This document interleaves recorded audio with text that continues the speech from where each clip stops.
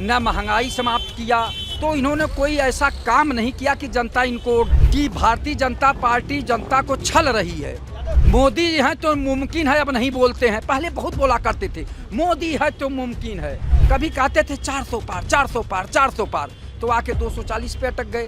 अब क्या हवा बना रहे हैं हिंदू मुसलमान। वो देखो मेन मीडिया। क्या ये हिंदू मुसलमान और जिस तरह की ये हिंसाएं हो रही हैं, ये उपचुनाव के वजह से ये सब किया जा रहा है? आखिर यही किसी पिछड़े दलित समाज के बेटे ने चढ़ के झंडा उखाड़ा होता तो शायद रात में ही उनकी शव जलवा दी जाती। ऐसा नहीं होता तो क्या अब ये योगी सरकार समझ गई है कि हिंदू मुस्लिम की अगर आग भड़काएंगे तभी जीतना? ये सफर अभी जो तय करना तत्काल रूप से वो है महाराष्ट्र और आपका झारखंड। नमस्कार, मैं हयात अब्बास और आप देख रहे हैं 4 PM news network. Uttar Pradesh की 10 सीटों पर चुनाव होना है। ये उपचुनाव 27 का सफ़र तय करेंगे कि आखिर 27 में कौन बनेगा मुख्यमंत्री। यानी कि ये चुनाव काफ़ी अहम है और शायद यही वजह है कि जो भारतीय जनता पार्टी पूरी सक्रिय है, तो एक तरफ इंडिया गठबंधन जीत का भरोसा दिला रहा है, जीत की बात कर रहा है। लोगों के बीच क्या माहौल है इसको लेकर? इन 10 सीटों पर उपचुनाव होने वाले हैं, अपने दावेदारी ठोक रहे, एक तरफ पक्ष है विपक्ष। क्या लग रहा है जनता के बीच क्या माहौल है? देखिए, जनता जो है भारतीय जनता पार्टी की सरकार को देख लिया कि आपने न समान शिक्षा का अधिकार दिया, न बेरोजगारों को रोजगार दिया, न भ्रष्टाचार मिटाया, न महंगाई समाप्त किया। तो इन्होंने कोई ऐसा काम नहीं किया कि जनता इनको वोट दे। न कारखाने खोले, न कोई फैक्ट्री लगाए, न कोई और कुछ किए। रोजगार का साधन तो इन्होंने पैदा ही नहीं किया। लेकिन क्या किया जाए, सबसे बड़ी बात है, दिक्कत ये है कि भारतीय जनता पार्टी जनता को छल रही है और अन्य लोग जो है, अन्य पार्टियां, समाजवादी पार्टी जैसे, ये सब रोजगार की बात कर रहे हैं कि रोजगार देंगे, भ्रष्टाचार समाप्त करेंगे। चूँकि इनकी सरकार को 10 साल देख लिया गया, 7 साल यहाँ हो गया और 10 साल वहाँ हो गया, तो इनसे अब जनता को उबन हो गई कि ये कब तक छलेंगे। मोदी हैं तो मुमकिन है, अब नहीं बोलते हैं, पहले बहुत बोला करते थे मोदी है तो मुमकिन है। कभी कहते थे 400 पार 400 पार 400 पार, तो आके 240 पे अटक गए। तो अब इनका जो है सारी जनता जान चुकी है कि ये लोग केवल हवा बनाते हैं। अब क्या हवा बना रहे हैं हिंदू मुसलमान। वो देखो मुसलमान हिंदू को मार दिया, ये देखो ये मेन मीडिया। क्या ये हिंदू मुसलमान और जिस तरह की ये हिंसाएं हो रही हैं, ये उपचुनाव के वजह से ये सब किया जा रहा है? देखिए, जनता एकदम जान गई है कि वास्तव में ये लोग लाशों पर राजनीति करना चाहते हैं। भारतीय जनता पार्टी के लोग नहीं तो माननीय मुख्यमंत्री जी कहते थे कि सारी व्यवस्थाएं चाक चौबंद हैं, दुर्गा माता जी का शोभा यात्रा बहुत शांतिप्रिय ढंग से निकलेगा, कहीं कुछ नहीं होने पाएगा।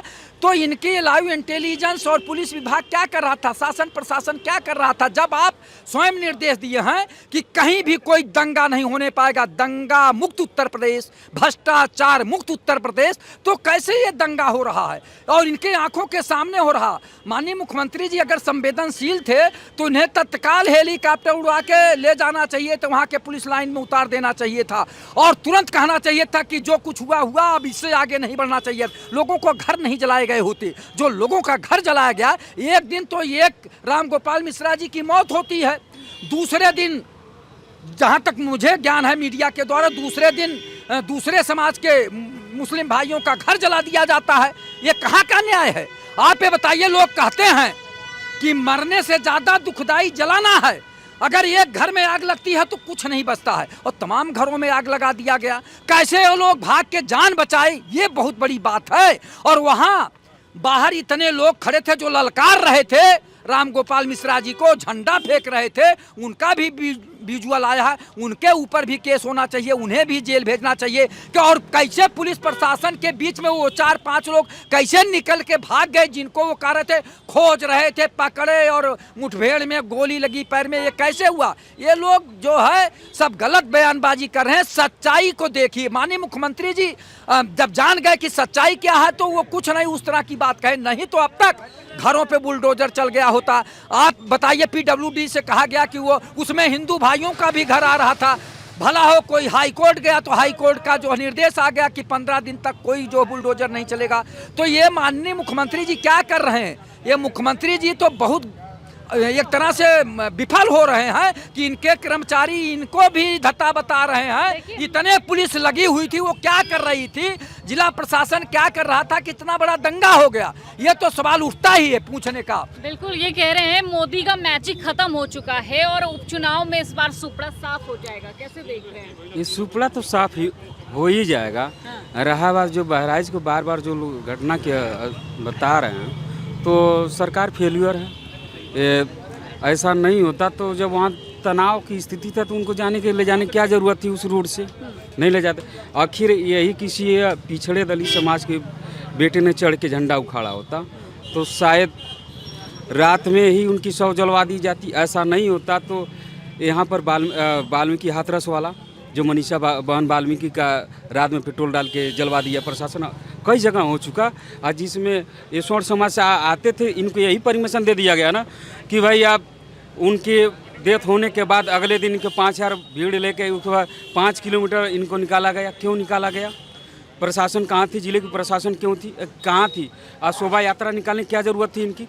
आखिर उनको छोड़कर किसी अहिर गडेरिया कुर्मी विश्वास संहितवार केवल राजभर चौहान तेली लोहार बढ़ई नायद उसाद खटीक और शेख सैयद इनके बीच के रहे होते तो शायद इनकी पार्थिव शरीर को शव यात्रा की इजाज़त नहीं दी जाती। ये सरकार चाहती थी कि कुछ न कुछ हो, हमें 10 सीटों में फायदा हो। वहाँ पर ये 10 सीटों के फायदे के लिए उपचुनाव को देखते हुए इस तरह मंदिर के नाम पर कब तक लोगों को ठगेंगे? आखिर अयोध्या का रिजल्ट भी इनके सामने है, कब तक ठगेंगे मंदिर मस्जिद के नाम से? तो भाई कुछ ना कुछ तो करवाना है। अच्छा, कुछ ना कुछ करवाना है, इसलिए बदलाव किया गया है। देखिए, उत्तर प्रदेश में 2 दंगे हुए, एक बहराइच हुआ, दूसरा मुजफ्फरनगर दंगा 2 दिन पहले हुआ है। 700 से अधिक लोगों ने वहाँ पर उपद्रव मचाया। FIR दर्ज की गई है, कई लोगों के खिलाफ, सैकड़ों लोगों के खिलाफ की गई है। तो ये निश्चित तौर पर प्रायोजित हमको लगता है। जिस प्रकार से एक पत्रकार रामबरन को जो है वहाँ गोंडा में फ़ोटो खींचने और पत्रकारिता जगत के लिए मतलब एक महत्वपूर्ण था, अगर वो फ़ोटो बना रहे तो भीड़ ने उनको भी मारा, उनके पैर हाथ जहाँ भी चोट लगी टूट गया है। ऐसी परिस्थिति में वहाँ का प्रशासन शांत बना रहा, ये देखने की ज़रूरत है। एक दिन दंगा हो गया, मान लीजिए कि जो है वो प्रायोजित था या नहीं था, लेकिन दूसरे दिन दंगा होने की संभावनाएं तो मानी जा सकती थी।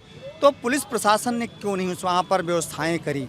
मतलब क्या अब ये योगी सरकार समझ गई है कि हिंदू मुस्लिम की अगर आग भड़काएंगे तभी जीतना संभव है? देखिए, हमको लगता है जो उत्तर प्रदेश में ये घटना हुई है, ये घटना 9 सीटों के लिए 10 सीटों के लिए उत्तर प्रदेश के नहीं है, क्योंकि उपचुनाव को कोई मतलब नहीं, सरकार को कोई खतरा है नहीं। लेकिन तो उपचुनाव ये तो 27 का सफर तय करेंगे। ये सफर अभी जो तय करना तत्काल रूप से वो है महाराष्ट्र और आपका झारखंड, इन दोनों पर नजरें, क्योंकि इतनी दूर से झारखंड का आदमी सही पता करने आएगा और मीडिया के भरोसे रहेगा और ना महाराष्ट्र का आएगा।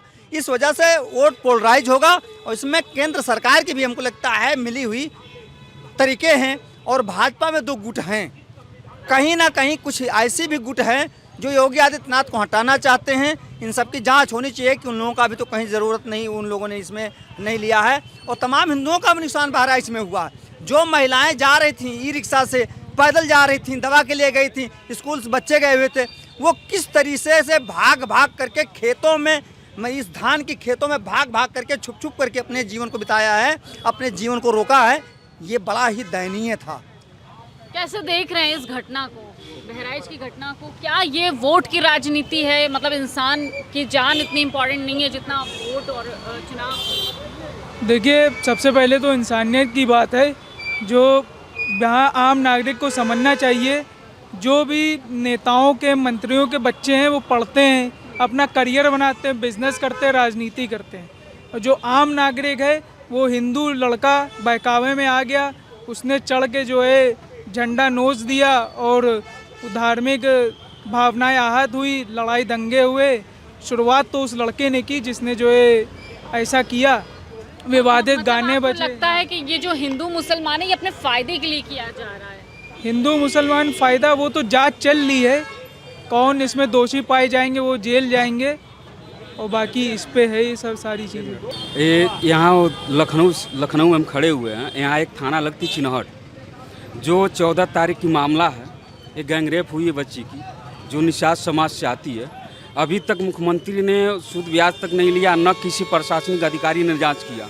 इस मांग को उठाइए मैडम। मतलब आपका कहने का मतलब है कि जो दलित, पिछड़ा, अल्पसंख्यक के समुदाय है उसके साथ कहीं ना कहीं भारतीय जनता पार्टी भेदभाव कर रही है, नज़रअंदाज कर रही है और इस नाजायज कर रही है। और इस तरह की घटनाएं और दंगे सिर्फ इसलिए कराए जा रहे हैं क्योंकि वो वोट की राजनीति करना चाहती है, धर्म पे राजनीति करके एक बार फिर से वोट हासिल करना चाहती है। लेकिन जनता जागरूक है, समझ चुकी है। कैमरा पर्सन सत्यनारायण के साथ मैं हयात अब्बास, 4PM न्यूज़।